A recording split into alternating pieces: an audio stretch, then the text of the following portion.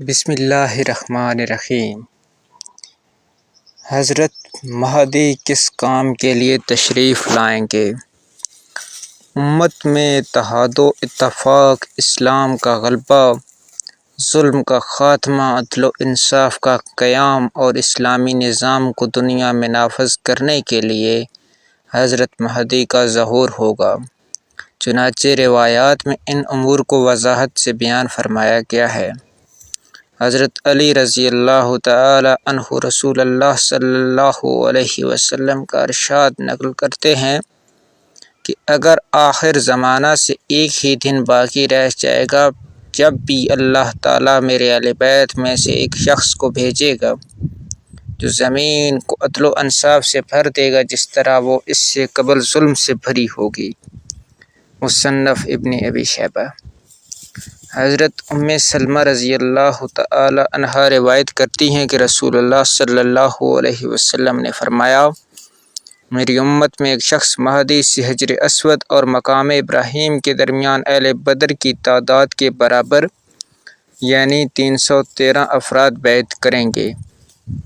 بعد ازاں اس خلیفہ کے پاس عراق کے اولیاء اور شام کے ابطال آئیں گے۔ بیعت خلافت کی خبر مشہور ہو جانے پر اس خلیفہ سے جنگ کے لیے ایک لشکر شام سے روانہ ہوگا، یہاں تک کہ یہ لشکر جب مکہ اور مدینہ کے درمیان جب وادی بیضاء میں پہنچے گا تو زمین کے اندر دھنسا دیا جائے گا۔ اس کے بعد ایک قریشی نسل کا شخص جس کی ننیال بنو کلب میں ہوگی، مراد سفیانی ہے، چڑھائی کرے گا، اللہ تعالیٰ اسے بھی شکست سے دوچار کرے گا۔ حضرت صلی اللہ علیہ وآلہ وسلم نے ارشاد فرمایا، اس وقت کہا جائے گا آج کے دن وہ شخص خسارے میں رہا جو بنو کلب کی غنیمت سے محروم رہا، یعنی ان کے ہاتھ بے انتہا مال غنیمت حاصل ہوگا۔ مستدرک الحاکم۔ حضرت ابو طفیل رحمۃ اللہ علیہ محمد بن حنفیہ رحمۃ اللہ علیہ سے روایت کرتے ہیں کہ وہ حضرت علی رضی اللہ تعالی عنہ کی مجلس میں بیٹھے ہوئے تھے کہ ایک شخص نے مہدی کے بارے میں پوچھا۔ حضرت علی نے ہاتھ کے اشارے سے فرمایا کہ مہدی کا ظہور آخری زمانے میں ہوگا۔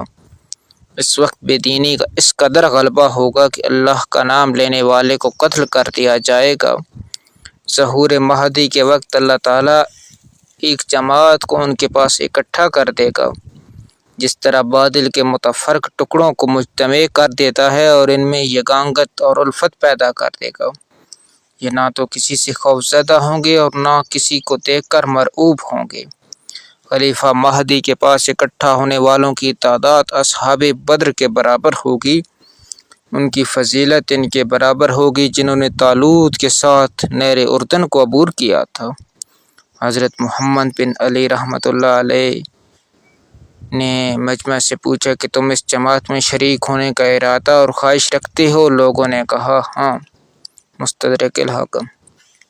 ذخیرہ احادیث کو پیش نظر رکھتے ہوئے ان کی کچھ صفات حقیقت جاننے کے لیے عرض کی جاتی ہیں کہ وہ مردوں کو زندہ نہیں کریں گے، کسی مرے ہوئے شخص کو حیات سے نواز کر جزا یا سزا نہیں دیں گے، روزہ اطہر کو توڑنے کا حکم نہیں دیں گے جس طرح بعض اہل تشیع کی کتابوں میں ملتا ہے، رسول اللہ کے خلفاء اور وزیروں کی توہین ہرگز نہیں کریں گے، ازواج رسول کو قبروں سے نکال کر ان کی توہین نہیں کریں گے، وہ اہل حق کو ناحق قتل نہیں کریں گے، دنیا میں ظاہر ہونے کے وقت ان کی عمر مبارک 40 سال ہوگی، وہ شرعی پردے میں ظاہر ہوں گے، برہنہ نہیں ہوں گے، ان کا ظہور مکہ مکرمہ میں حرم کعبہ میں ہوگا، وہ خود سے اپنے مہدی ہونے کا اعلان نہیں کریں گے۔